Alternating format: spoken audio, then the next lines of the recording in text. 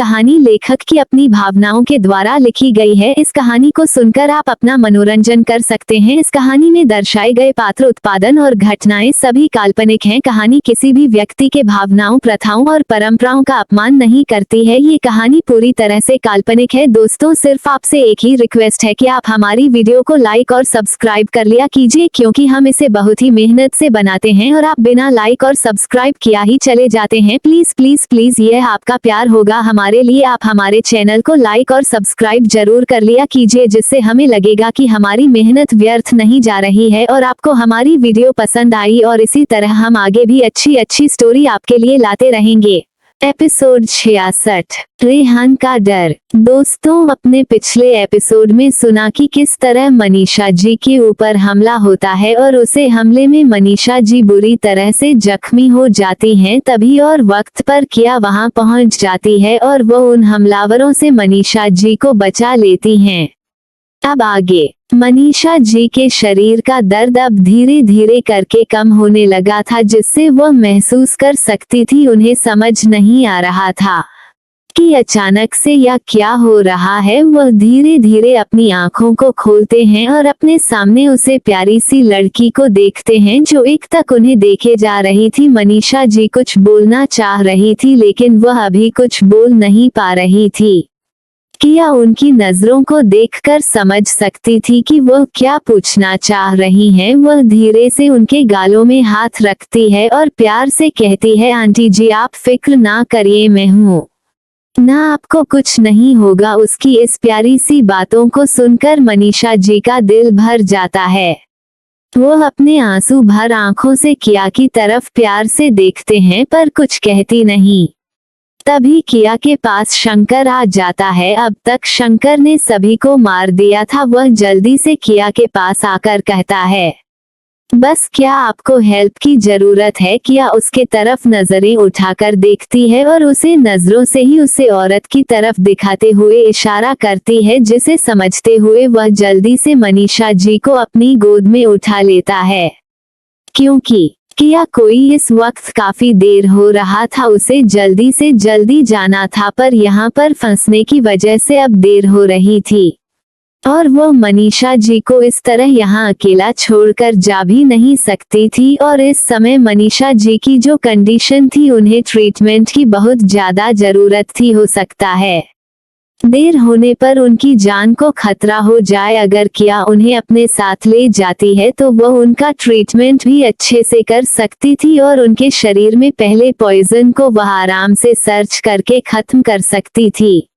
यही सब सोचकर किया शंकर को मनीषा जी को साथ ले चलने का ऑर्डर देती है। अब वह तीनों जाकर गाड़ी में बैठ जाते हैं और गाड़ी वहां से तेजी से निकल जाती है। इस समय मनीषा जी की हालत पहले से थोड़ी ठीक थी, जिस वजह से वह सब कुछ देख और समझ सकती थी। वहीं दूसरी तरफ जिस वक्त मनीषा जी पर हमला हो रहा था, उनके गार्ड ने तुरंत हेल्प के लिए लोकेशन भेज दिया था, जिस वजह से रेहान को और उसके पापा सुरेंद्र प्रताप जी को मनीषा जी के ऊपर हुए हमले के बारे में पता चल गया था। वो तुरंत अपनी फोर्स के साथ निकल चुके थे। सबसे पहले सुरेंद्र प्रताप जी वहां पहुंचते हैं। वह चारों तरफ का माहौल देखकर समझ जाते हैं कि यहाँ क्या हुआ होगा। वहां चारों तरफ लोगों की लाशें बिछी हुई थी। उन सभी के चेहरे पर नकाब था। जैसे ही उनकी नजर अपनी गाड़ियों पर पड़ती है, उनका तो दिल ही धक से रह जाता है, मानो उनकी धड़कन ही बंद हो गई थी। उनकी गाड़ियां गोलियों से बुरी तरह से छल्ली हो गई थी। गाड़ियों के शीशे टूटे हुए थे, कुछ के टू डोर ही उखड़े थे। वह दौड़कर बीच वाली गाड़ी के पास जाते हैं और देखते हैं कि गाड़ी के अंदर ड्राइवर मरा पड़ा है, पर वहां मनीषा जी का कोई अता पता नहीं है। वह चारों तरफ अपनी नजरें दौड़ते हैं। अब तो उनका दिल बहुत जोरों से धड़क रहा था। उनके दिल में अजीब अजीब तरह के ख्याल आने लगे थे। उनके आंखों से आंसू निकलने लगता है। वो मनीषा जी के खोने के ख्याल से ही कांप उठे थे। उसकी प्यारी सी बीवी, जिसे देखने से उनकी सुबह और शाम होती थी, जिसकी एक मुस्कुराहट पर वह पूरी दुनिया लाकर रख देने का दावा करते थे, आज अपनी बीवी को नहीं बचा पाए। उनके कदम अपनी जगह पर ही जम गए थे। उनका दिल मानो धड़कन ही भूल गया था, सांस भारी हो चुकी थी, आंखों से बहे जा रहे थे उनके गार्ड, चारों तरफ दूर दूर तक मनीषा जी को ढूंढ रहे थे। अभी कुछ ही देर हुआ होगा कि रेहान भी अपने दोस्तों के साथ वहां पहुंच जाता है और वहां की कंडीशन देखकर उसे वक्त का अंदाजा लगता है। जब उसकी माँ यहाँ पर और नकाबपोशों के बीच में घिरी होगी, क्या हुआ होगा उनकी माँ के साथ। रास्ते भर उसका दिल यही सोच सोच कर घबरा रहा था। वह जितनी बार भी कॉन्ट्रैक्ट करने की कोशिश करते, कोई भी रिप्लाई नहीं कर आ रहा था, जिसकी वजह से वह इतना तो समझ चुके थे कि जरूर कुछ बुरा हुआ है, पर वो किसी बात को मानने के लिए तैयार नहीं थे जब तक कि वहां पहुंचकर सिचुएशन को ना समझ ले। लेकिन यहाँ आने के बाद सामने का जो नजारा था वह देखकर तो अब रेहान का दिल भी डर से बैठ गया था। वह दौड़कर अपने पापा के पास जाता है और उनसे पूछता है कि क्या हुआ, मॉम कहाँ है।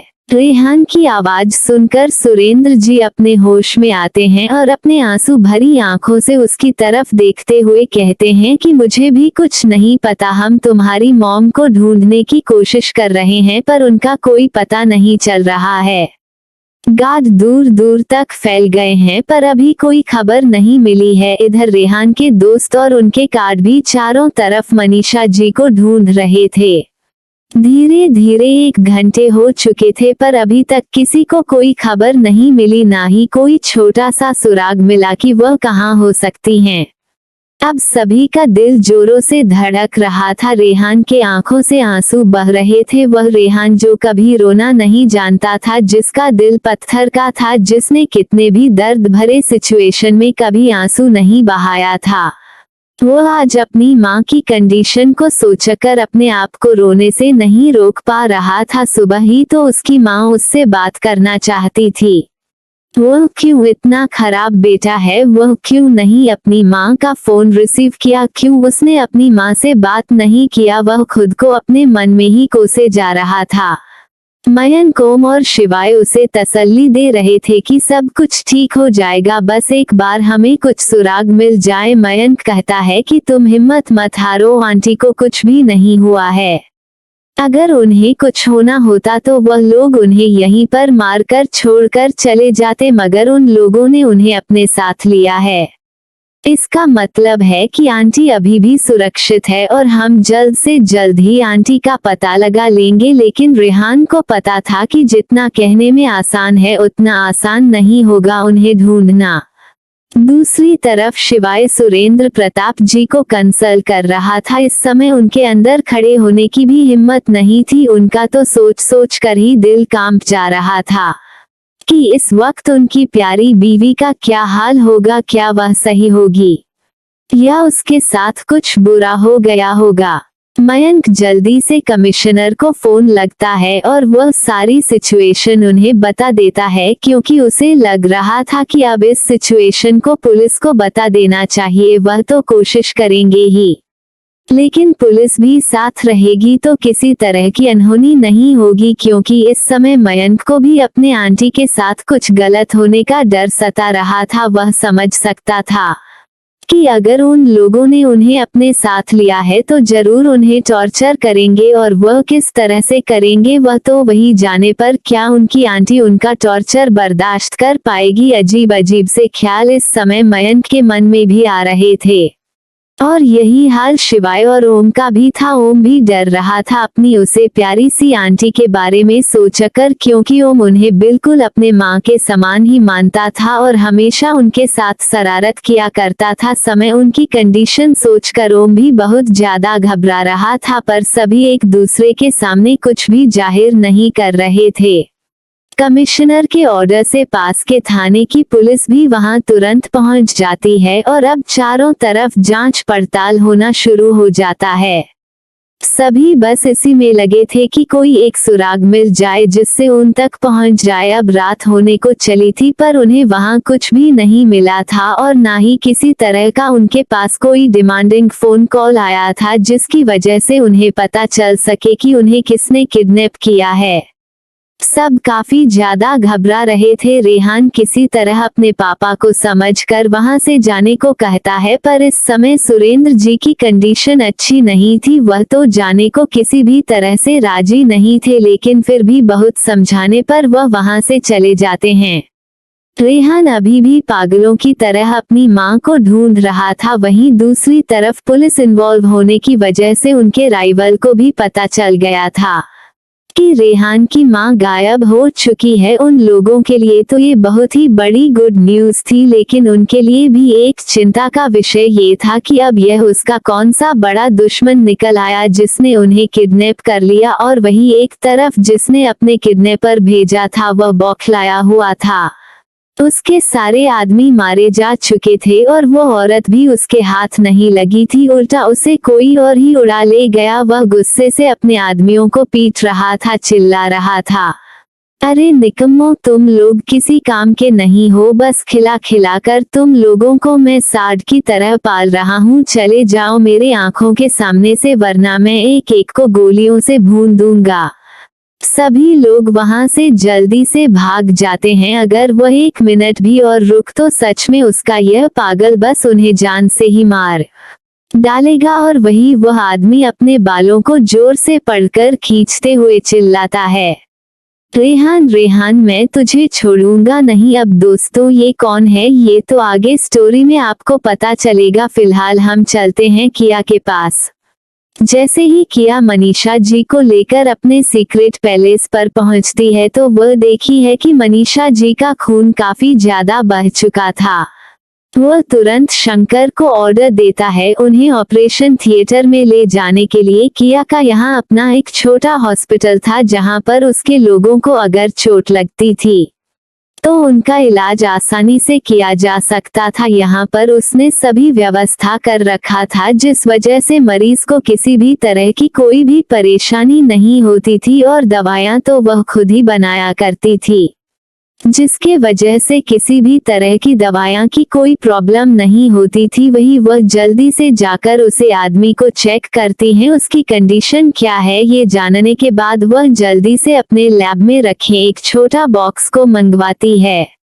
जैसे ही वह बॉक्स उसके पास आता है वह कुछ पासवर्ड टाइप कर उसे बॉक्स को खोलती है और उसमें से एक छोटी इंजेक्शन की शीशी निकलती है और तुरंत इंजेक्शन में भरकर उसे व्यक्ति के शरीर में इंसर्ट कर देती है और अपने डॉक्टर को ऑर्डर देता है कि किस तरह से उसका ट्रीटमेंट अभी जारी रखा जाए। वहां पर सब क्लियर करने के बाद वह तुरंत मनीषा जी के पास जाती है। इस समय मनीषा जी बेहोश हो चुकी थी, उनका ब्लड काफी ज्यादा लॉस हो चुका था। वह जल्दी से उनका ब्लड ग्रुप चेक करती है और ब्लड का इंतजाम करने को कह देती हैं। बहुत जल्दी से अपने कपड़े चेंज कर सर्जिकल मास्क लगा लेती है और ऑपरेशन करने के लिए तैयार हो जाती है। उसके साथ इस समय 2 जूनियर डॉक्टर भी थे जो हमेशा उसके लिए यहाँ काम किया करते थे। वह उनके जख्मों को खोलकर देखती है। वह जख्म काफी ज्यादा गहरा था, कोई भी आम महिला इतनी देर तक इस जख्म को बर्दाश्त नहीं कर सकती थी, पर वाकई में मनीषा जी काफी ज्यादा पावरफुल थी, जिसकी वजह से उन्होंने ये दर्द बर्दाश्त कर लिया। वह डैमेज हुए स्किन को, जिस पर जहर पूरी तरह से फैल चुका था, उसे काटकर वहां से अलग कर देती है।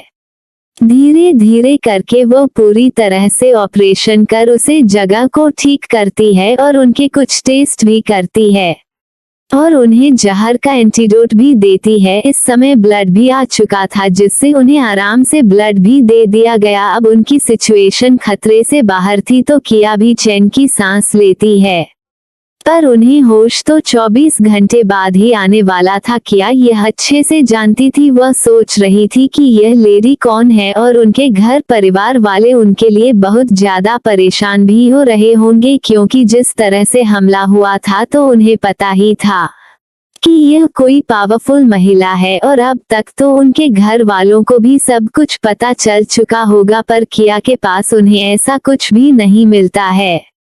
जिससे वो उनके परिवार वालों से कॉन्ट्रैक्ट कर सके। अब तो उनके होश में आने तक कुछ नहीं किया जा सकता था। यही सोचकर किया भी शांति से वहां से चली जाती है। किया उनके ब्लड को खुद एक बार टेस्ट करना चाहती थी, जिससे पता चल सके कि उन्हें किस तरह का पॉइजन दिया गया था। इस वजह से वह खुद ही लेबोरेटरी में चली जाती है और टेस्ट करना शुरू कर देती है। तो दोस्तों, अब आगे क्या होगा? क्या रेहान की मां को किसी तरह का ड्रग्स दिया गया है जिससे उनका बचना मुश्किल हो जाएगा, या फिर उनकी कंडीशन फिर से नॉर्मल हो जाएगी? और इधर रेहान की मां के न मिलने पर रेहान क्या करेगा, जानने के लिए एपिसोड में बने रहे। और दोस्तों, आप सब ने कहा है कि मैं कहानी को क्यों स्लो चल रही हूँ या फिर छोटा चैप्टर क्यों दे रही हूँ। यार, मैं सबको बताया है कि मेरी तबीयत इस समय ठीक नहीं है, फिर भी मैं कोशिश करके आप लोगों के लिए यह वीडियो तैयार करती हूँ। इसमें मुझे बहुत मेहनत करनी पड़ती है, लेकिन फिर भी मेरे कुछ दोस्त ऐसे हैं कि जो मेरे चैनल को अनसब्सक्राइब करके अपनी नाराजगी जाहिर कर रहे हैं और कह रहे हैं कि मैं ये स्टोरी को बंद कर दूंगी, पर ऐसी कोई बात नहीं है। मेरी कंडीशन को भी समझिए। अगर तबीयत ठीक होती तो मैं खुद चाहती कि मैं ज्यादा से ज्यादा वीडियो अपलोड कर सकूं, पर मुझे अभी इतना ही बनाने में बहुत ज्यादा दिक्कत होती है, फिर भी मैं बनाती हूँ। यार, आप लोग प्लीज इस तरह से ना कहिए और चैनल को सब्सक्राइब और लाइक जरूर करिए, बाकी आपकी मर्जी है। इसी वजह से मैं आज 2 वीडियो देने की कोशिश की है, लेकिन अब आगे मैं तभी स्टोरी को बढ़ाऊंगी जब आप लोग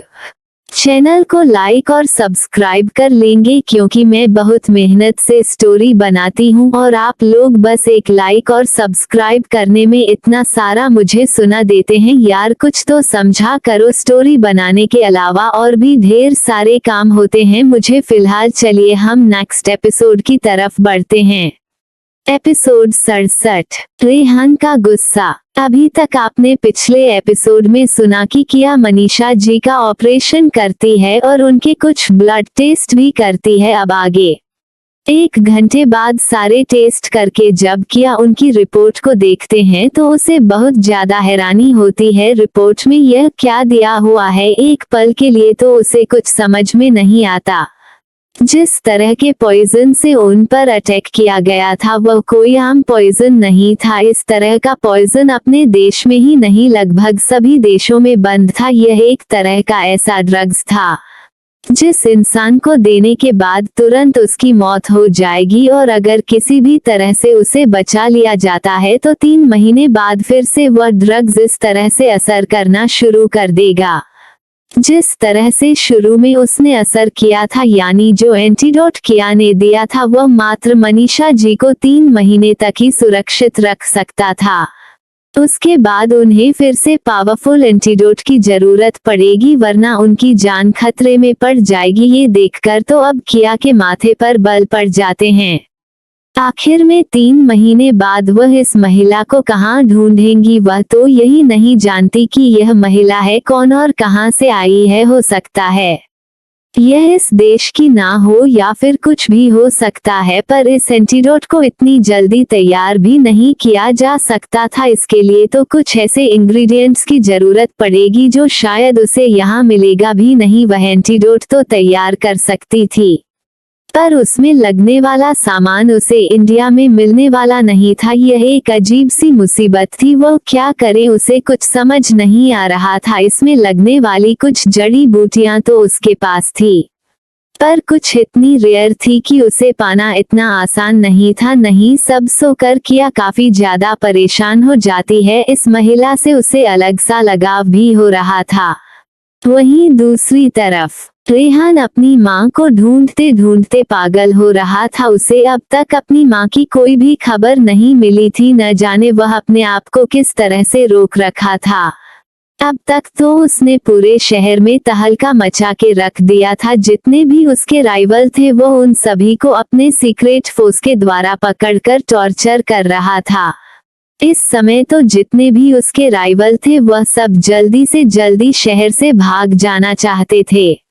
वह जान चुके थे कि रेहान इस समय पागल हो चुका है, उन्हें अपनी जान नहीं गंवानी थी। वह तो छोटे बड़े कंपटीटर थे, वह इतना बड़ा काम को अंजाम नहीं दे सकते थे।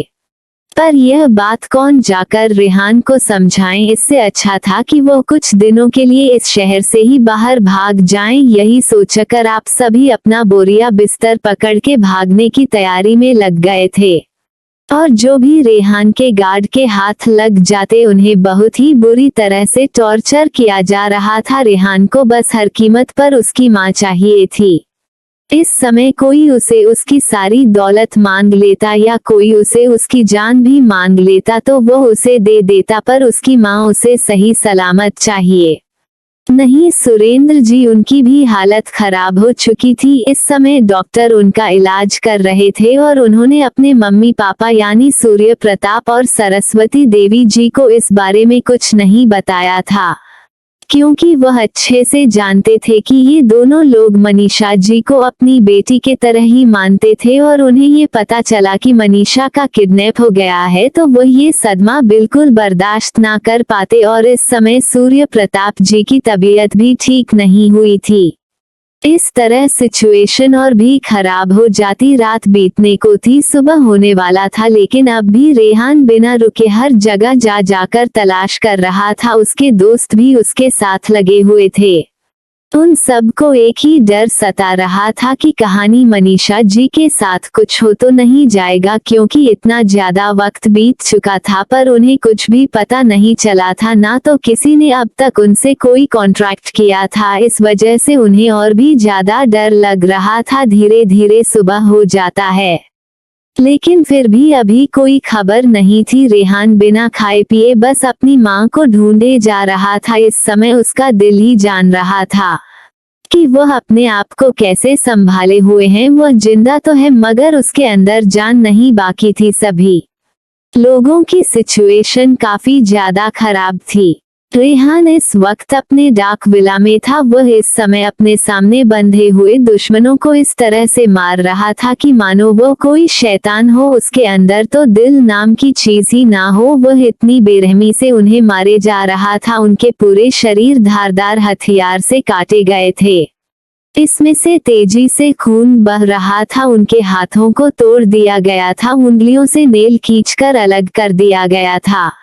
वो लोग दर्द के मारे चिल्ला रहे थे, पर रेहान की आंखों में तो खून उतर आया था। उसे तो कोई होश ही नहीं था। वह उन पर जानवरों की तरह बस वार पर वार किया जा रहा था, और जब वो बेहोश होने को होते तो उन पर नमक का खौलता हुआ पानी डाल देता, जिस वजह से अब उनके शरीर की हालत बिल्कुल ज्यादा खराब हो चुकी थी। कोई देख ले तो उल्टी कर दे, यहाँ तक कि वहाँ खड़े गार्ड की भी हालत खराब हो रही थी। पर रेहान को तो कुछ हो ही नहीं था। वह अब भी उन्हें टॉर्चर किया जा रहा था और उनसे एक ही बात पूछ रहा था कि किसने उसकी मां को किडनैप करने की हिम्मत की। पर जब उन विचारों को कुछ पता होता तब तो वो कुछ कहते, और उनकी खामोशी से रेहान को और ज्यादा गुस्सा आता और वह उन्हें और भी बुरी तरह से टॉर्चर करता। धीरे धीरे करके कुछ लोग तो मर गए थे और कुछ बेहोश हो चुके थे, फिर भी रेहान किसी पर दया नहीं दिख रहा था। आज उसका ये डेविल रूप देखकर उसके दोस्त भी बहुत ज्यादा डर गए थे। आज से पहले रेहान कभी इतना ज्यादा खतरनाक नहीं हुआ था, पर इस वक्त वो बिल्कुल एक शैतान दिख रहा था जो किसी के रोकने पर भी नहीं रख रहा था। धीरे धीरे इसी तरह वक्त बीतता गया। अब 24 घंटे भी बीत चुके थे। वहाँ किया भी रेहान के माँ के पास बैठी थी। वह इंतजार कर रही थी कि कब इनको होश आए। धीरे धीरे करके मनीषा जी अपनी आंखों को खोलती है।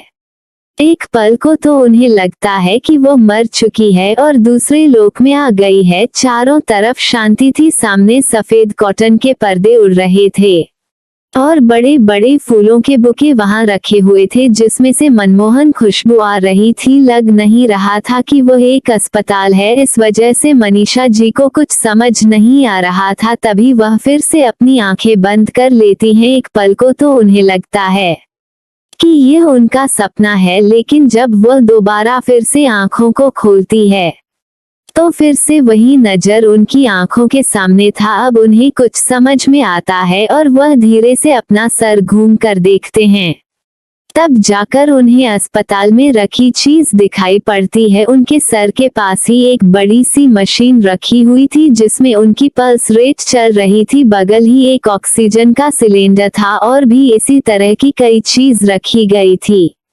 तभी उनकी नजर थोड़ी दूर बैठी उसे प्यारी सी लड़की पर जाती है जो अपनी आंखों को बंद किए झपकी ले रही थी। शायद वह समझ सकती थी कि वह लड़की रात भर नहीं सोई है। थकान उसके चेहरे पर साफ नजर आ रहा था। तो अब आगे क्या होने वाला है? क्या रेहान को पता चल पाएगा कि उसकी माँ कहाँ है? क्या किया रेहान की माँ को उन्हें दिए ड्रग्स की सच्चाई बता देगी? आगे क्या होगा जानने के लिए स्टोरी में बने रहे और चैनल को लाइक और सब्सक्राइब जरूर कर ले जिससे नेक्स्ट वीडियो का नोटिफिकेशन आपको मिल सके। चलिए बढ़ाते हैं नेक्स्ट एपिसोड की तरफ। एपिसोड 68। रेहान के दिल को सुकून मिला। अभी तक आपने पिछले एपिसोड में सुना कि किस तरह से रेहान अपनी मां के न मिलने पर पूरे शहर में आतंक मचाकर रख देता है और खुद पागलों की तरह बन जाता है। और उधर किया को टेस्ट रिपोर्ट में एक ऐसे ड्रग्स की जानकारी मिलती है जो रेहान की मां की जान 3 महीना बाद ले लेगी। अब आगे जैसे ही मनीषा जी उसे तरफ देखते हैं जहां किया बैठी थी, वह एक तक ही बिना पल के झटका किया को ही देखे जा रही थी। किया इस समय बहुत ही ज्यादा प्यारी और मासूम लग रही थी और उसे पर फड़फड़ाते हुए उसके आंखों के पलके उसकी खूबसूरती में 4 चांद लगा रहे थे। वो बिल्कुल किसी नन्ही सी बच्ची की तरह लग रही थी। रेहान की माँ तो अपने सभी दर्दों को भूलकर बस प्यार भरी नजरों से किया की तरफ ही देखे जा रही थी। पता नहीं कौन सा सुकून था उसके चेहरे पर जिसे देखकर रेहान की माँ का दिल अपने आप ही खुशियों से भर गया था। अजीब सी खुशी मिल रही थी उनके दिल को। सच में यह नन्ही सी बच्ची बहुत ही ज्यादा प्यारी थी। उनका बस चले तो वह किया को अपने साथ ही रख ले, एक पल भी वह इस बच्ची को अपनी नजरों से दूर न होने दे। तभी किया को अपने ऊपर किसी की नजरें महसूस होती है। वह तुरंत अपनी आंखों को खोल देती है और जैसे ही सामने देखती है तो पाती है कि मनीषा जी उन्हें एक तक देखे जा रही थी। उन्हें होश आ चुका था। किया मुस्कुराकर उनकी तरफ देखती है और उठकर अपनी जगह से उनके पास आ जाती है। किया की मुस्कुराहट देखकर मनीषा जी को बहुत अच्छा लगता है। वाकई में वह अपने आप को सोचने से नहीं रोक पाती। इस बच्ची की मुस्कुराहट बहुत ही प्यारी है, मानो हजारों फूल एक साथ खिल गए हो, इस तरह की फीलिंग उन्हें आ रही थी। तभी किया मनीषा जी के हाथों को पकड़कर चेक करती हैं और मुस्कुराते हुए कहती है, आंटी अब आप बिल्कुल ठीक हैं और खतरे से बाहर भी हैं। उसकी बातों को सुनकर मनीषा जी एक पल को सोचने लगती है, क्या ये लड़की डॉक्टर है? अरे नहीं नहीं, इतनी छोटी सी बच्ची डॉक्टर कैसे हो सकती है? फिर यह मुझे चेक करके मेरे बारे में इतने अच्छे से कैसे बता सकती है? वह अभी सोच ही रही थी कि किया फिर से कहती है, आपके जख्म बहुत ज्यादा गहरे थे, इस वजह से उनकी सर्जरी करनी पड़ी थी, जिस वजह से आप अभी 5 दिन तक पूरी तरह से बेड रेस्ट रहेगी। अब एक बार फिर से मनीषा जी को झटका लगता है। क्या उनकी सर्जरी की गई थी? और यहाँ पर उनकी सर्जरी किसने की? यह कोई हॉस्पिटल तो नहीं था, पर यहाँ पर देखकर यह पता लगाया जा सकता था कि यहाँ अस्पताल की एजेंसी सारी सुविधाएं उपलब्ध थी। क्या ये कोई सीक्रेट मिनी हॉस्पिटल था? पर वह अभी कुछ भी पूछना उचित नहीं समझती थी। उन्होंने प्यार से किया की तरफ देखते हुए अपना सर ओके में हिला दिया। तभी किया उनको फिर से कहती है, आंटी मुझे आपसे और भी कुछ बातें करनी थी। किया की बातों को और उसके चेहरे के इम्प्रेशन को देखकर मनीषा जी को कुछ सीरियस लगता है। वह प्यार से किया की तरफ देखते हुए कहती हैं, बेटा जो कोई भी बात हो मुझे तुम बता सकती हो, छुपाने की कोई जरूरत नहीं है। अगर मुझे रिलेटिव है तो अच्छा ही होगा कि मुझे इसकी जानकारी रहे। उनकी बातों को सुनकर किया को भी तसल्ली हो जाती है। कि सच्चाई को जानकर शायद ये सामने वाली महिला कुछ ओवर रिएक्ट ना करे, क्योंकि वह देख सकती थी कि यह महिला काफी ज्यादा शांत और बुद्धिमान लग रही थी। इस वक्त किया के पास एक नर्स जल्दी से आती है और वह किया को बताती है कि उसे आदमी की कंडीशन अचानक से खराब हो गई है। सुनकर किया उसे नर्स को मनीषा जी की केयर करने के लिए कहकर तुरंत वहां से चली जाती है।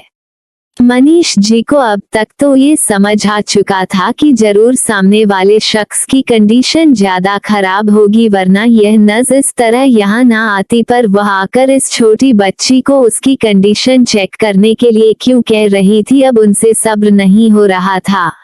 वो उसे नर्स से पूछ ही लेती हैं, क्या ये छोटी बच्ची कोई डॉक्टर है? नर्स मनीषा जी की तरफ देखकर हल्का सा मुस्कुरा देती है और कहती है कि हमारी मैम कोई छोटी मोटी डॉक्टर नहीं है, बल्कि वो बहुत बड़ी डॉक्टर हैं और उनकी कुछ सीक्रेट आइडेंटिटी है जो हम किसी के सामने नहीं रिवील कर सकते हैं। हालांकि अगर आप यहाँ पर हैं और मैडम कल से ही आपकी इतनी ज्यादा देखरेख कर रही हैं, तो मैं समझ सकती हूँ कि आप उनके लिए कोई खास होगी। इस वजह से मैं आपको बस इतना ही बता सकती हूँ और इसके आगे हम उनकी सेफ्टी का ख्याल रखते हुए किसी को कुछ नहीं बता सकते हैं। वो महिला देख सकती थी कि यह नर्स अपनी मैडम के लिए काफी ज्यादा ईमानदार थी। तभी मनीषा जी उसे नर्स से कहती है कि तुम्हारी मैडम बहुत ज्यादा अच्छी हैं। उनकी बातों को सुनकर वह नर्स उन्हें बताती है कि वाकई में अगर दुनिया में अच्छाई नाम की कोई चीज है तो वह सिर्फ उनकी मैडम के अंदर है। उनसे ज्यादा अच्छा तो शायद ही इस दुनिया में कोई दूसरा शख्स उसने अपनी पूरी जिंदगी में देखा हो।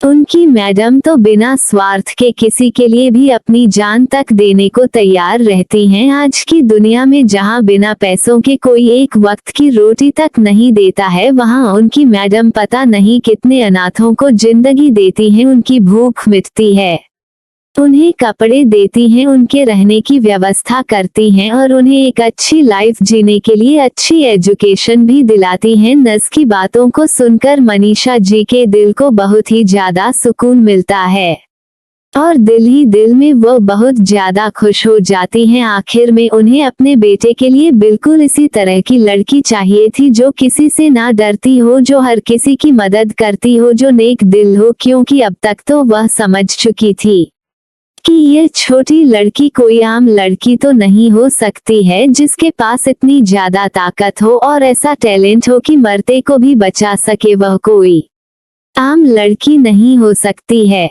खूबसूरत और इतनी टैलेंटेड होने के बावजूद उसके चेहरे पर इतना सा भी घमंड नहीं दिखाई देता है। वाकई में अगर यह उसकी बहू बन जाए तो उसकी तो जिंदगी ही धन्य हो जाएगी। मनीषा जी तो अपने मन में अपने नाती पोतों की भी कल्पना करना शुरू कर दिया था। समय तो वह किया के चक्कर में अपने बेटे और पति को भूल चुकी थी कि उनके गायब होने की खबर जानकर उनके घर वालों पर क्या बीत रही होगी। वह तो यहाँ अपनी बहू बनाने के प्लान में लग गई थी। तभी उन्हें ख्याल आता है कि उनकी सर्जरी की गई है। वो उसे नर्स से अपने सर्जरी के बारे में पूछती है। नर्स उन्हें शुरू से सारी बातें बता देती है। सारी बातों को सुनकर अब तो मनीषा जी के दिल में किया के लिए और भी ज्यादा प्यार उभरने लगता है। वाकई में यह छोटी प्यारी बच्ची बहुत ही ज्यादा मेहनती और नेक दिल है। बिना उसे जान, बिना किसी फायदा के उसने अपनी जान को खतरे में डालकर उनकी मदद की। आज की दुनिया में भला ऐसा कोई किसी के लिए कहाँ करता है। अब तो हर हाल में किया को वह अपने पास रखना चाहती थी। भले ही किया उनकी बहू बनकर न रहे, लेकिन वह उसे अपनी बेटी बनाकर रखेंगी। फिर मैं वह उसके लाइफ की सेवियर थी। वह जितनी बार भी उसका शुक्रिया अदा करे वह काम है। थोड़ी देर बाद किया वहां की सिचुएशन को ठीक कर आ जाती है और वो मनीष जी को खुश देखकर मुस्कुरा देती है। मनीष जी तो बस उसकी मुस्कुराहट पर ही फिदा हो जाती हैं। वह प्यार से किया को अपने पास बुलाकर किया से कहती हैं, बेटा आपका नाम क्या है? किया उनकी तरफ देखते हुए कहती है कि मेरा नाम किया है। मनीषा जी किया को देखते हुए कहती है कि बहुत ही प्यारा नाम है आपका, बिल्कुल आप ही की तरह। उनकी बातों को सुनकर किया हल्का सा मुस्कुरा देती है। यह आंटी तो बहुत ही प्यारी बातें करती हैं। एक बार किया के मन में यह विचार आता है, फिर वो कुछ सोचकर अपना फोन उनकी तरफ बढ़ा देती है। ये देखकर मनीषा जी समझ नहीं पाती हैं। तो किया उनसे कहती है कि आंटी आप कल से यहाँ हैं, मुझे लगता है कि आपके परिवार वाले काफी ज्यादा परेशान हो रहे होंगे, तो एक बार आप उन्हें अपनी सिचुएशन बता दे जिससे वह भी रिलैक्स हो जाएं। अब जाकर मनीषा जी को सबकी याद आती है और वह मन में ही सोचती हैं, अरे बाप रे, मुझे इतनी बड़ी गलती कैसे हो गई, मैं कैसे भूल गई कि इस समय तो मेरे पति की जान ही निकल रही होगी और मेरा बेटा तो उसका क्या हाल होगा और मम्मी पापा वह कैसे होंगे। इस वक्त मनीषा जी के चेहरे पर परेशानी साफ नजर आ रही थी। किया उनकी तरफ देखते हुए कहती हैं, क्या बात है आंटी जी, क्या आप किसी को कॉन्ट्रैक्ट नहीं करना चाहती हैं? क्या आप नहीं चाहती हैं कि आपके बारे में किसी को पता चले? किया की बातों को सुनकर मनीषा जी जल्दी से ना में अपना कर हिलाते हैं और कहती हैं कि अरे नहीं बेटा, मुझे तो बहुत बड़ी गलती हो गई, मुझे तो उन्हें पहले ही खबर कर देनी चाहिए थी। वो बहुत ज्यादा परेशान हो रहे होंगे, मुझे वहां न देखकर उनका क्या हाल हो रहा होगा, इसकी तो मैं कल्पना भी नहीं कर सकती। इतना कहकर वह जल्दी से किया को रेहान का फोन नंबर बोलती है।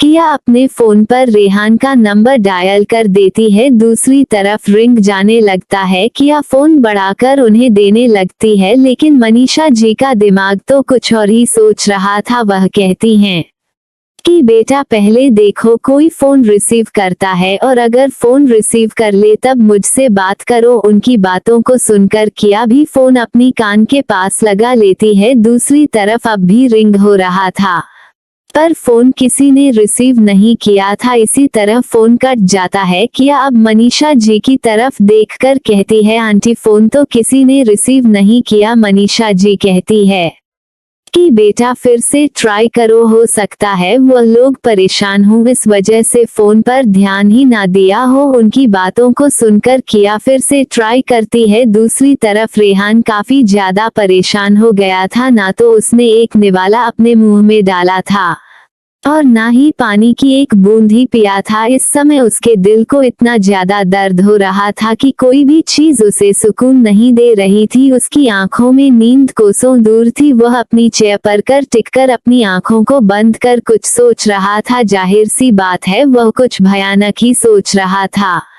तभी उसके कानों में फिर से फोन के रिंग की आवाज जाती है। जी हाँ, उसने पहले भी रिंग की आवाज सुनी थी, पर उसका मन नहीं कर रहा था फोन उठाने का। लेकिन इस बार जब फिर से फोन रिंग करता है तो पता नहीं क्यों उसका दिल इस उम्मीद से फोन को उठना है कि शायद अब उसकी मां का पता चल जाए। जैसे ही वो फोन रिसीव करता है, अपनी थकान और दर्द भरी आवाज में हेलो बोलता है। इस वक्त किया भी अपनी प्यारी सी आवाज में हेलो बोलता है। वह दोनों एक दूसरे की आवाज को सुनकर एक पल के लिए तो बेचैन हो जाते हैं। उनका दिल जोरों से धड़क रहा था। पता नहीं क्यों इस आवाज से उनका दिल इतना ज्यादा धड़क रहा था।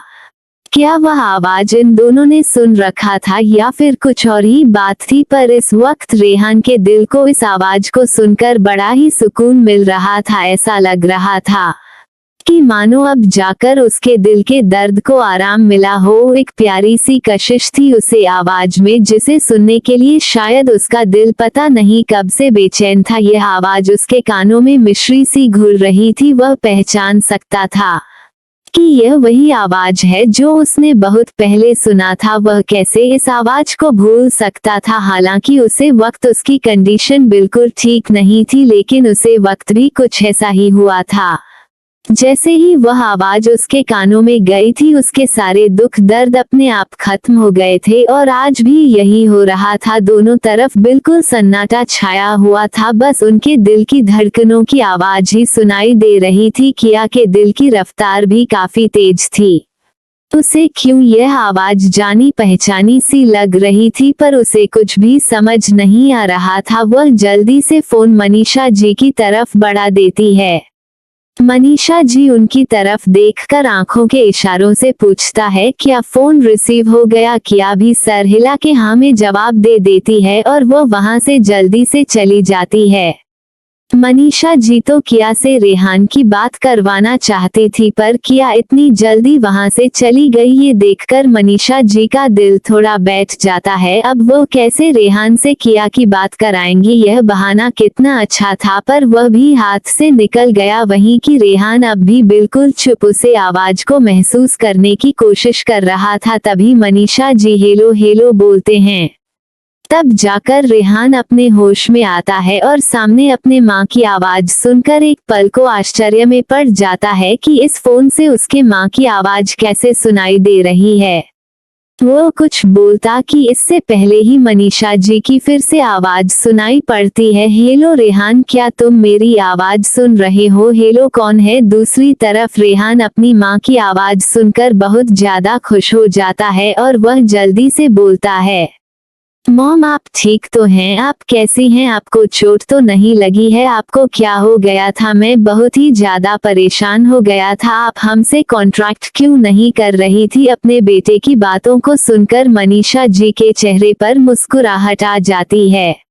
उनका बेटा जो कभी दो शब्द से ज्यादा तीसरा शब्द नहीं बोलता था, आज किस तरह से परेशान हो रहा है और उसे बोलने का मौका भी नहीं दे रहा है। तभी रेहान को शांत करते हुए मनीषा जी कहती हैं कि बेटा मैं बिल्कुल ठीक हूँ। दरअसल मैं कल से ही बेहोश थी, वजह से मैं तुम लोगों से कांटेक्ट नहीं कर पाई। अभी ही मुझे होश आया है। ये सुनकर रेहान घबरा जाता है और वो कहता है कि माँ आपको क्या हुआ है? आप कल से ही बेहोश थी, यानी आपको चोट लगी है? माँ क्या हुआ है आप बताएं मुझे। मनीषा जी रेहान को शांत करते हुए कहती है कि हाँ मुझे चोट लगी थी, पर अब मैं बिल्कुल ठीक हूँ, तुम परेशान मत हो। रेहान उनसे पूछता है कि इस वक्त आप कहाँ हैं? बताइए मैं आपको लेने आ रहा हूँ। तभी रेहान की बातों को जवाब देते हुए वह कहती है कि मुझे खुद नहीं पता है कि यह जगह कौन सी है, मैं अभी पूछकर तुम्हें कॉन्ट्रैक्ट करूंगी। रेहान को कुछ अजीब सा लगता है।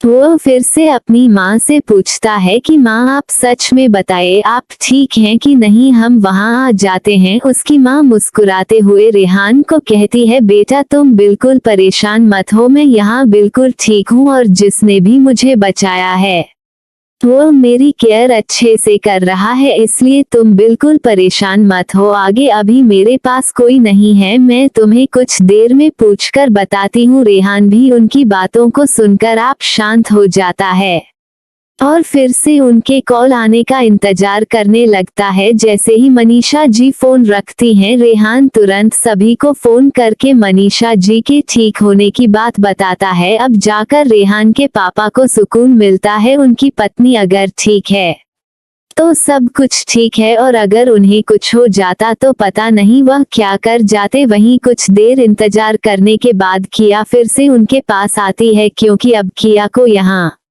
से जाना भी था, काफी देर हो चुका था और उन्हें आंटी के सिचुएशन के बारे में बताना भी था। आखिर में उन्हें अपने खुद के सिचुएशन के बारे में जानने का हक था और एक डॉक्टर का फर्ज था कि वह अपने मरीज को सब कुछ सही सही बता दे। जैसे ही किया उनके पास आती है, वह प्यार से किया की तरफ देखते हैं और पूछती हैं क्या वह अपने बच्चों को यहाँ बुला सकती है।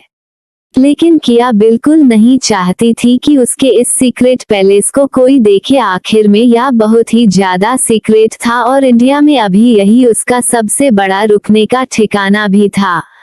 किसी भी तरह की परेशानी होने पर उसके लोग यहाँ 5 से 6 महीने तक आराम से छुप सकते थे। यहाँ उन्हें हर तरह की सुविधा उपलब्ध की गई थी। यह एक बहुत बड़ा विला था जो जंगल के बीचों बीच बना हुआ था और जो पूरी तरह से सीक्रेट था।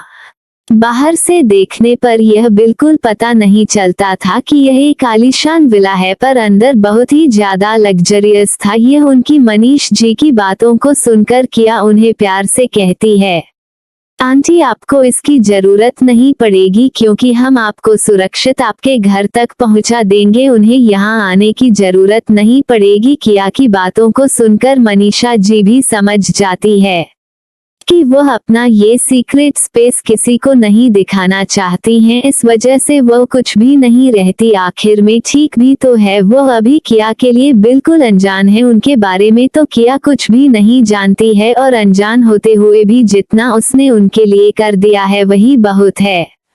तो दोस्तों अब आगे क्या होगा, क्या किया उन्हें उनके कंडीशन के बारे में सच सच बता देगी, क्या किया मनीषा जी को छोड़ने खुद उनके घर जाएगी, रेहान की मुलाकात किया के साथ होगी, तो आगे क्या होने वाला है जानने के लिए स्टोरी में बने रहे। और दोस्तों प्लीज रिक्वेस्ट है कि मैं इतनी मेहनत से स्टोरी बनाती हूँ और आप लोग बिना लाइक सब्सक्राइब किया ही चले जाते हैं।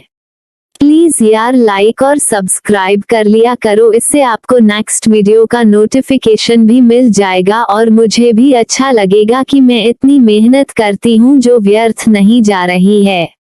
सो प्लीज लाइक सब्सक्राइब और कमेंट जरूर करिएगा। आपसे मिलते हैं अपने नेक्स्ट एपिसोड के साथ। सो आज मैं आपसे कहा था कि मैं 2 वीडियो अपलोड करूंगी, वह अपलोड कर रही हूँ। Thank you.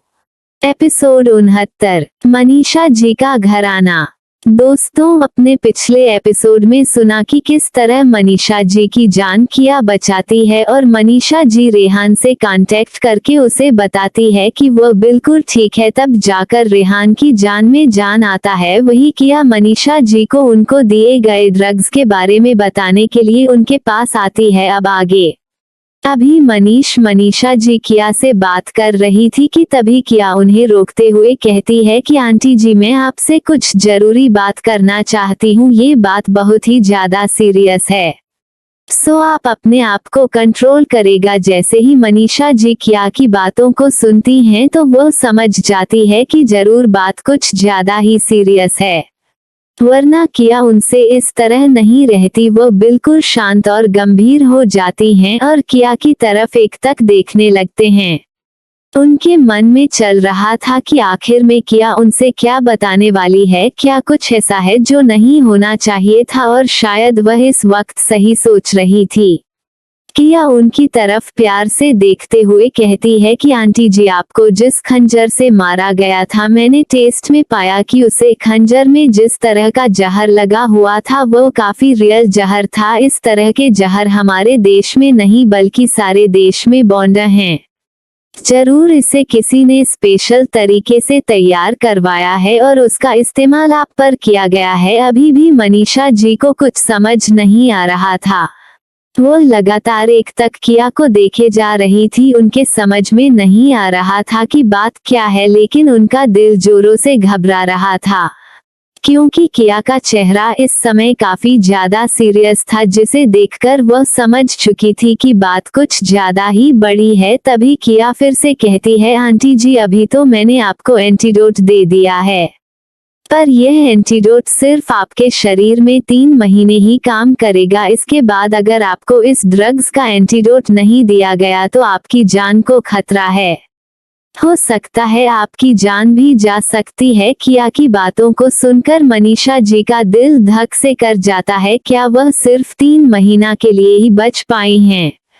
क्या अब मेरी जिंदगी सिर्फ 3 महीने की है? ये सोचकर उनका दिल जोर से धड़क रहा था। वह तो अभी अपने बेटे की शादी देखना चाहती हैं, इस प्यारी सी लड़की को अपनी बहू बनाना चाहती हैं और उनके बच्चों को अपनी गोद में खिलाना चाहती हैं। पर यह क्या हो गया? वह बिल्कुल शांत थी।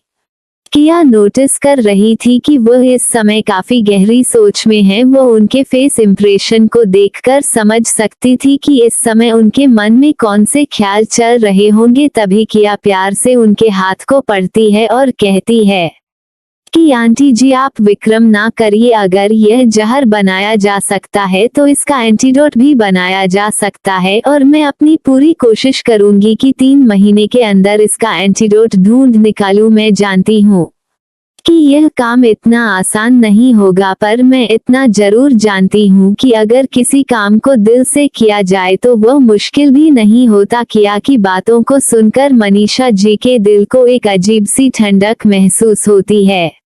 ऐसा लगता है कि मानो उनके दर्द खत्म हो गए हो। किया की बातों में ही इतना जादू था कि वह तो अपने सारे दर्द ही भूल गई। क्या हुआ अगर वह 3 महीने बाद मर भी जाती है तो उनके पास इतना वक्त तो मिल ही गया है कि वो अपने बच्चों के साथ कुछ पल और रह सके और इस प्यारी सी बच्ची के साथ भी अपनी कुछ यादें बना सके, वरना वह तो कल ही मर गई होती। ये तो इस बच्ची का एहसान है जो आज वह इस तरह से जीवित हैं। इतना सोचकर वह मुस्कुरा देती हैं और प्यार से किया के गालों में हाथ रखकर रहती है कि कोई बात नहीं बेटा, जिसे जितनी जिंदगी मिली होती है वह इतने दिन जरूर जीता है, चाहे परिस्थिति कैसी भी हो। उनकी बातों को सुनकर किया भी चैन की सांस लेती है। आखिर में यह आंटी काफी ज्यादा समझदार हैं, जो मेरी सभी बातों को आसानी से समझ गई, वरना बहुत मुश्किल होता किसी भी पेशेंट को इस सिचुएशन में हैंडल करना। वही किया का फोन लेकर मनीषा जी रेहान को मैसेज कर देती हैं कि वह घर पर मिलेगी, यहाँ आने की जरूरत नहीं है। उनका मैसेज पाकर रेहान तुरंत घर के लिए निकल जाता है, क्योंकि उसे अपनी मां को सही सलामत अपनी आंखों के सामने देखना था। दूसरी तरफ किया मनीषा जी को पूरी सेफ्टी के साथ एक बड़ी सी लग्जरियस वन में शिफ्ट करवा देती हैं, जिससे उन्हें किसी भी तरह की दिक्कत ना हो, और शंकर को साथ चलने का ऑर्डर देती हैं, क्योंकि उसे पता था कि अभी भी इस लेडी के ऊपर खतरा मंडरा रहा है। जिन लोगों ने पहले अटैक किया था वह फिर से इन्हें नुकसान पहुंचा सकते हैं, और किया किसी भी तरह का कोई रिस्क नहीं ले सकती थी। आखिर में ये लेडी इस समय उसकी जिम्मेदारी थी, वो किसी भी तरह का कोई मौका नहीं देना चाहती थी। और अगर शंकर इनकी सेफ्टी के लिए रहेगा तो वह खुद में एक पूरी आर्मी है, और उसके गार्ड काफी ज्यादा ट्रेन है, किसी भी प्रकार की सिचुएशन को वह संभाल सकते थे। इस वजह से उसने शंकर को भी अपने साथ ले लिया था। किया इन लेडी को छोड़ने खुद उनके साथ जाने वाली थी। किया अपनी सपोर्ट कार में बैठ जाती है, उसके साथ उसका बॉडीगार्ड शंकर भी बैठा था। अब गाड़ी वहां से निकलकर मनीषा जी के घर की तरफ तेजी से रवाना हो जाती है। इधर दूसरी तरफ रेहान भी ओम शिवाय और मयंक के साथ अपने विला पहुंच जाता है। उसके पापा सुरेंद्र प्रताप भी बेसब्री के साथ सबका इंतजार कर रहे थे, और दादा दादी को तो कुछ पता भी नहीं था, इस वजह से उन्हें सब कुछ नॉर्मल ही लग रहा था। सुरेंद्र जी अपनी मां को दादाजी की केयर करने का कहकर उन्हें उनके कमरे में ही भेज देते हैं, जिससे उनकी मां को कुछ भी पता ना चल सके। कुछ देर बीतने के बाद रेहान और उसके दोस्त अपने घर पहुंच जाते हैं। उन्हें देखकर सुरेंद्र जी जल्दी से रेहान के पास आते हैं और कहते हैं कि बेटा क्या हुआ, तुम्हारी मन नहीं आई क्या? तभी रेहान उन्हें शांत करते हुए बताता है कि पापा आप शांत हो जाएं, मॉम को जिन लोगों ने बचाया है वो खुद ड्रॉप करने यहाँ आ रहे हैं। मॉम ने लास्ट समय मुझे यही मैसेज में बताया था, सो इसके आगे मुझे भी कुछ पता नहीं है, क्योंकि लास्ट टाइम मेरी बात मॉम से नहीं हुई थी। उन्होंने सिर्फ मैसेज ही किया था, जिस वजह से मुझे कुछ भी आइडिया नहीं है। रेहान की बातों को सुनकर सुरेंद्र जी शांत हो जाते हैं। अब वह सब सिर्फ इंतजार कर सकते हैं, इसके अलावा वह कुछ कर भी तो नहीं सकते हैं, और उन्हें उन लोगों पर भरोसा भी करना पड़ेगा, क्योंकि आज उनकी वाइफ की जिंदगी बची है तो सिर्फ यह उन्हीं लोगों की बदौलत से है, सो वह उन पर किसी भी तरह का शक नहीं कर सकते थे। वह सभी शांति से लिविंग रूम में ही बैठ जाते हैं। इस समय उन्हें इंतजार करते हुए आधे घंटे से भी ज्यादा हो गया था, और यह आधा घंटा उन सब के लिए 1 साल के बराबर लग रहा था। यह आधा घंटा बीते नहीं बीत रहा था, तभी वहां पर बहुत सारी गाड़ियों की आवाज सुनाई पड़ती है। सभी लोग एक साथ खड़े होकर एंट्रेंस की ओर तेजी से बढ़ने लगते हैं।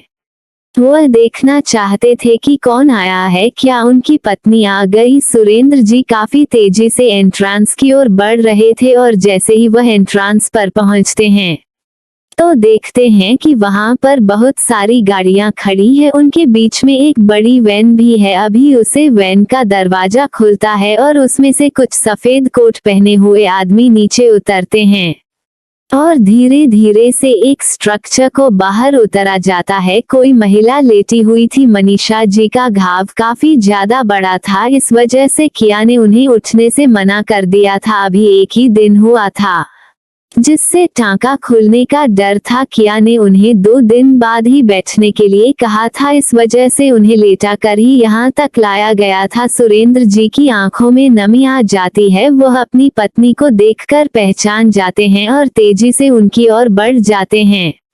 अब आगे क्या होगा दोस्तों, क्या किया अपनी गाड़ी से बाहर उतरेगी और क्या रेहान और किया की मुलाकात होगी, जानने के लिए स्टोरी में बने रहे और लाइक सब्सक्राइब और कमेंट करना बिल्कुल ना भूले। चलिए बढ़ाते हैं अपने नेक्स्ट एपिसोड की तरफ। एपिसोड 70, किया की बेचैनी। दोस्तों अभी तक आपने पिछले एपिसोड में सुना कि किया मनीषा जी को छोड़ने खुद उनके साथ उनके घर तक आती है। अब आगे किया की कर जब मनीषा जी के घर के सामने रुकती है तो किया अपने सामने राजवंशी विला को देखती हैं। राजवंशी विला बहुत ही बड़ा और आलीशान था, उसे देखकर ही उसकी लग्जरियस को बताया जा सकता था, वह काफी बड़ा था।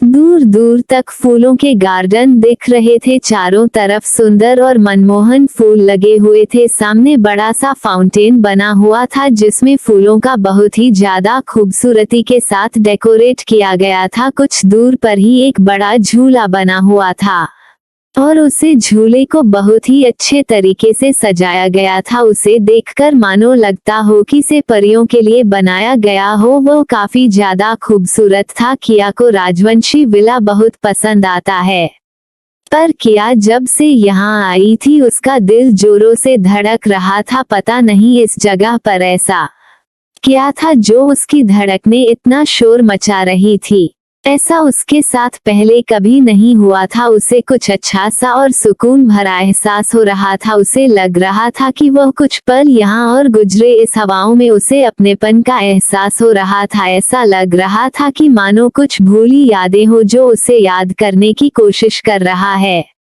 पर जो भी कुछ था उसे यहाँ से किसी भी तरह की नेगेटिव वाइब नहीं आ रही थी। इस वजह से वो काफी ज्यादा रिलैक्स थी। इस समय किया अपने रियल चेहरे के साथ थी, उसने अभी कोई मेकअप नहीं किया था। वह नहीं चाहती थी कि मनीषा जी उसे किसी और लुक में देखे। वह गाड़ी से नीचे उतरने से पहले अपने चेहरे पर मास्क लगा लेती है, इस वजह से अब उसका चेहरा काफी हद तक ढक जाता है। वह अपने गाड़ी से उतरकर मनीषा जी को एक बार चेक करना चाहती थी कि वह सही से यहाँ तक पहुँच गई है कि नहीं और उन्हें किसी भी तरह का कोई प्रॉब्लम तो नहीं हो रहा है। वह मनीषा जी के पास जाकर उनके हाथों को पकड़कर उनकी नब्ज चेक करती है और भी इसी तरह एक दो चीज चेक करने के बाद मनीषा जी से पूछता है कि क्या वह ठीक है। मनीषा जी मुस्कुराकर प्यार से किया की तरफ देखते हुए कहती है कि बेटा फिक्र करने की कोई जरूरत नहीं है, मैं बहुत आराम से यहाँ तक आई हूँ और मुझे इस वक्त किसी भी तरह की कोई तकलीफ नहीं हो रही है। उनकी बातों को सुनकर किया भी रिलैक्स हो जाती है और उनसे उनकी दवाइयाँ के बारे में बढ़कर वहाँ से जाने की इजाजत लेती है। मनीषा जी उन्हें अपने घर ले जाना चाहती थी, पर किया के आग्रह करने पर कि उसे काफी ज्यादा लेट हो रहा है, वह अपने मन को मार लेती हैं और किया की बातों को मान जाती हैं। जब तक रेहान और उसके पापा मनीषा जी के पास पहुंचने किया पलटकर अपने गाड़ी की ओर बढ़ जाती है। इस वक्त रेहान के पास आने की वजह से किया का दिल जोरों से धड़क रहा था। उसे पता नहीं चल रहा था कि उसके साथ क्या हो रहा है। अब वो यहाँ और नहीं रुकना चाहती थी, पता नहीं उसका दिल क्या चाहता है। एक तरफ वह अपनी गाड़ी की तरफ बढ़ रही थी, वहीं दूसरी तरफ रेहान किया की तरफ बढ़ रहा था। बीच में उसकी मॉम थी। अभी रेहान अपनी माँ के पास नहीं पहुँचा था। रेहान का दिल भी जोरों से धड़क रहा था। ये कैसा एहसास है, उसका दिल इतना ज्यादा क्यों धड़क रहा है, उसे क्या हो रहा है, उसे क्यों अपने आसपास सुकून का एहसास हो रहा है। उसका दिल तो इस तरह से तभी धड़कता था जब उसकी ब्लू आई उसके पास होती थी। क्या वह इस वक्त मेरे आसपास है? रेहान के मन में हजारों सवाल चल रहे थे और उसके कदम अपनी माँ की ओर बढ़ रहे थे। हर कदम के साथ उसके दिल की धड़कन भी तेज होते जा रही थी और उसकी नजरें इधर उधर कुछ ढूंढने को लगी थी। अभी तक तो रेहान की नजर किया पर नहीं पड़ी थी, लेकिन जैसे ही वो अपनी माँ के पास पहुंचता है तो देखा है कि उसकी माँ एक तक किसी तरफ देखे जा रही है। उनकी नजरों का पीछा करते हुए रेहान भी उसे तरफ देखा है और जैसे ही उसकी नजर दूर जाती उसे लड़की पर पड़ती है, उसका दिल जोरों से धड़कने लगता है। इस वक्त उसका दिल इतना ज्यादा जोर से धड़क रहा था कि मानो वह बाहर ही आ जाएगा। रेहान के अंदर अजीब सी बेचैनी होने लगती है। इस तरह तो वह किसी भी लड़की को देखकर रिएक्ट नहीं करता है, फिर आज वो उसे लड़की को देखकर क्यों इतना ज्यादा बेचैन हो रहा है। वो उसे पीछे से ही देख सकता था। उसका फिगर काफी ज्यादा अट्रैक्टिव था, उसकी पर्सनैलिटी भी काफी ज्यादा एरोगेंट लग रही थी। उसके आसपास का ऑरा खतरनाक लग रहा था। रेहान अपने मन में सोच रहा था कि यह कौन है और माँ उसे तरफ क्यों देख रही है। तभी रेहान के पापा जल्दी से अपनी पत्नी के पास आते हैं और उसे इस तरह लेते हुए ही अपने गले से लगा लेते हैं। इस वक्त उनके आंखों से आंसू गिर रहा था। अब जाकर मनीषा जी का ध्यान किया की तरफ से हटा है और वह अपने पति की तरफ देखते हैं जो बच्चों की तरह आंसू बहा रहा था। उनके चेहरे पर हल्की सी मुस्कुराहट आ जाती है और वह उनका सर सहलाते हुए कहती है कि मैं ठीक हूँ, आप इस तरह से रोते हुए बिल्कुल अच्छे नहीं लग रहे हैं। आपको देखकर तो मुझे बिल्कुल छोटे से रेहान की याद आ गई। इतना कहकर वो हंसने लगती है। उनकी हंसी सुनकर अब रेहान भी उनकी तरफ देखने लगता है। उनके मन बिल्कुल ठीक थी और उनके सामने मुस्कुरा रही थी। इससे ज्यादा रेहान को और कुछ नहीं चाहिए था। वहीं मयंक, शिवाय और ओम भी सब कुछ देख रहे थे, पर अभी तक उन लोगों ने कुछ भी नहीं कहा था। मयंक की नजर भी उसे लड़की पर पड़ी थी जब वह थोड़ा मुड़कर अपने गाड़ी में बैठ रही थी। पता नहीं क्यों ये लड़की उसे जानी पहचानी सी लग रही थी। उसे लड़की से अजीब सा लगाव हो रहा था। वह जब तक उसकी तरफ देख रहा था अपने आप ही उसके होठों पर मुस्कुराहट बनी हुई थी। इस बात का अंदाजा तो मयंक को खुद नहीं था जब तक उसे ओम ने टोका नहीं था। ओम जैसे ही देखा है कि मयंक उसे जाती हुई लड़की को देखकर मुस्कुरा रहा है, उसकी आंखें तो बड़ी हो जाती है। क्या ये खड़ूस मुस्कुराता भी है? वह भी लड़कियों को देखकर यह सोचकर ओम जल्दी से मयंक के सामने जाकर उससे पूछ लेता है क्या उसे प्यार हो गया है। उसकी बातों को सुनकर मयंक तो बिल्कुल आश्चर्यचकित हो जाता है। ये क्या बोल रहा है? मयंक उसकी तरफ मुंह बनाकर देखते हुए कहता है कि तुम्हें ऐसा क्यों लग रहा है? तभी ओम तपाक से बोलता है क्योंकि तुम्हारे चेहरे पर या 100 डिग्री की मुस्कुराहट जो बनी हुई है। अब उसकी बातों को सुनकर मयंक को ध्यान आता है कि वो उसे लड़की को देखने में इतना ज्यादा मगन हो गया था कि उसे तो ये पता ही नहीं चला कि कब उसके होंठ अपने आप मुस्कुराने लगे थे। वह थोड़ा शर्मिंदा हो जाता है और ओम से कहता है कि अरे ऐसी कोई बात नहीं है, वो तो मैं जानने की कोशिश कर रहा था कि यह लड़की कौन हो सकती है। उसकी बातों को सुनकर ओम अपने दांत दिखाकर हंसने लगता है और कहता है अरे मुझे छुपाने की कोई जरूरत नहीं है, मैं तो खुश हूँ, भला तुम्हें कोई पसंद तो आई। उसकी बातों को सुनकर मयंक अपनी आंखें बड़ी करके उसे घूरकर देखने लगता है, मानो अगर अब उसने एक भी शब्द और कहा तो वह उसे यही जान से मार डालेगा। अरे जिसे अभी तक उसने देखा भी नहीं वह उसे पसंद कैसे कर सकता है? उसने तो उसे लड़की का चेहरा तक नहीं देखा, बस पीछे से देखकर कोई पसंद भी कर सकता है क्या? ऐसा काम तो खुद ओम के सिवा कोई नहीं कर सकता और ये दूसरों पर ही इल्जाम लगाए जा रहा है। उसे इस तरह से घूरता हुआ देखकर ओम समझ जाता है कि इस वक्त यहाँ से भाग लेने में ही उसकी भलाई है, वरना मयंक उसका क्या करेगा ये तो वह खुद नहीं जानता। अब आगे स्टोरी में क्या होगा? क्या रेहान जान पाएगा कि उसकी मां को बचाने वाली उसकी एंजल ब्लू आई ही है, या ये बात अभी भी सस्पेंस बनकर रह जाएगी? आगे क्या होगा जानने के लिए स्टोरी में बने रहें। और हाँ, एक खास बात दोस्तों, यह मैं छोटी स्टोरी ही अपलोड कर रही हूँ क्योंकि आज यहाँ नेटवर्क का प्रॉब्लम बहुत ज्यादा है। मैं दूसरा एपिसोड भी बना रही हूँ, अगर वह समय से बन गया तो उसे भी आज ही अपलोड कर दूंगी। मैं इस स्टोरी को 1 बजे ही अपलोड कर दिया था, पर मुझे नहीं पता ये कितनी देर में अपलोड होकर आप लोगों तक पहुँचेगा। कमेंट करके जरूर बताना। तब तक मैं आप लोगों के लिए दूसरा चैप्टर भी लिख रही हूँ, जल्दी ही अपलोड कर दूंगी। Thank you.